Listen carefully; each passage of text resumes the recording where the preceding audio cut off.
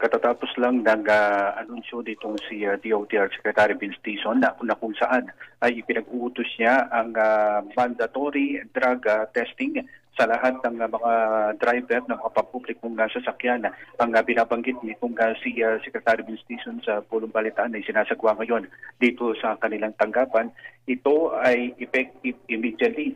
kapag napirmahan niya na ngayong araw yung department order at kung saan hindi lang kada magre-renew ng lisensya o nag-rehistro yung mga sasakyan yung sasagwa yung mandatory drug test, kundi ito ay regular kung saan 90 days, every 90 days ang gusto nitong si Secretary Vince Dizon sa gagawin ng mandatory drug test. Ito, ikinagalitaan niya yung naging dahilan ng driver ng Solid North na hindi siya magpapasailalim sa drug test pero ikinit ni Secretary Dizon na dapat masunod yung batas lalo pat meron na mga namatay doon sa nangyari aksidente noong nakalipas na linggo sa bahagi ng SCTEX. At maliban dyan, may mga karagdagan pa na anunsyo itong si Secretary Vince Dizon